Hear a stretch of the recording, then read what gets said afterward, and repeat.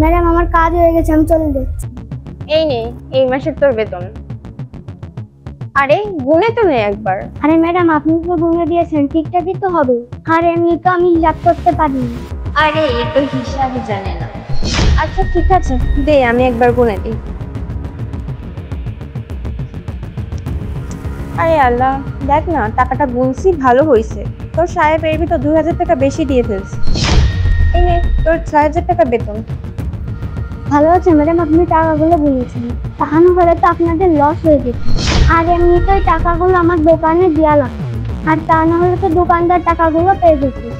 একটা কাজ কর, দোকানে গিয়ে কিছু সবজি নিয়ে আয় তো, এনে 200 টাকা। আচ্ছা ম্যাডাম, আমি রান্নাঘর থেকে ব্যাগটা নিই। আরে এই কত বড় বোকা, হিসাব জানে না। এখন এই 2000 টাকা আমার। আরে তোমার শোন, টাকা পেয়েছে মাসে? হ্যাঁ স্যার পাইছি। ঠিক আছে তাহলে। স্যার আপনি না বেতনের টাকার ভিতর ভুল করে 2000 টাকা বেশি দিয়ে দিচ্ছেন। আরে তুমি তো পড়ালেখা জানো না, তাহলে তোমাকে কে বললো 2000 টাকা বেশি দিছি? ম্যাডাম আমাকে বলছি। টাকা আছে তোমার কাছে এখনো? হ্যাঁ স্যার এই নিন।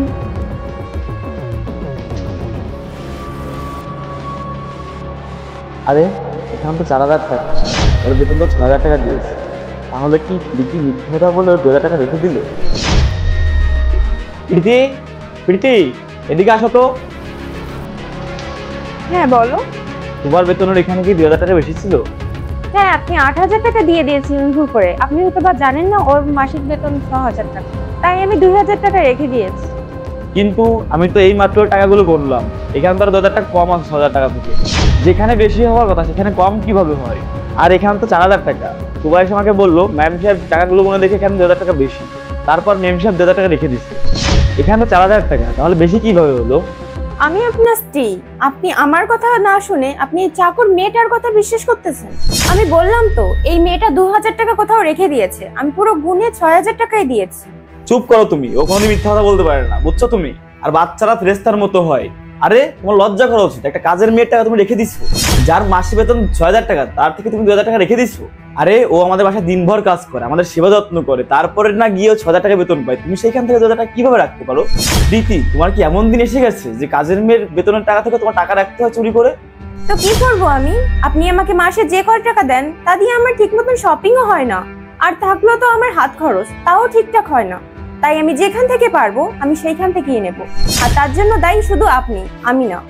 আরে প্রীতি, তুমি তো মাসে 15 বার শপিং করো, কিন্তু এইবার আমার কাছে টাকা ছিল না, তোমাকে টাকা দিতে পারি না। এর জন্য তুমি টাকা রেখে দিবে ওর কাছ থেকে? তোমার এতটাই টাকা দরকার ছিল, তুমি আমাকে সে একবার বলতে পারতে, তখন তো মানা করে নাই তোমাকে। কিন্তু তোমার এটা করা উচিত হয় নাই। তুমি একটা সামান্য কাজের মেয়ের কাছ থেকে তুমি টাকা নিয়ে রাখবে? কিন্তু তুমি জানো এরা 6000 টাকা কামানোর জন্য দিন রাত মানুষের বাসায় কাজ করে।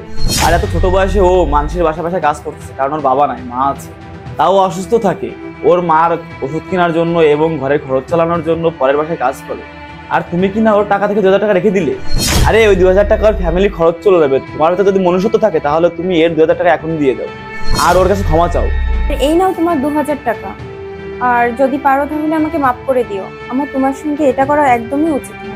তুমি লেখাপড়া জানো না, সেই সরলতার সুযোগ নিয়ে আমি তোমার ওইখান থেকে 2000 টাকা রেখে দিয়েছি। আমার এটা করা একদমই উচিত হয়নি। তুমি আমাদের কতই না সেবা যত্ন করো রাত দিন সবসময়। আমি অনেক বড় ভুল করে ফেলেছি, তুমি আমাকে মাফ করে দাও।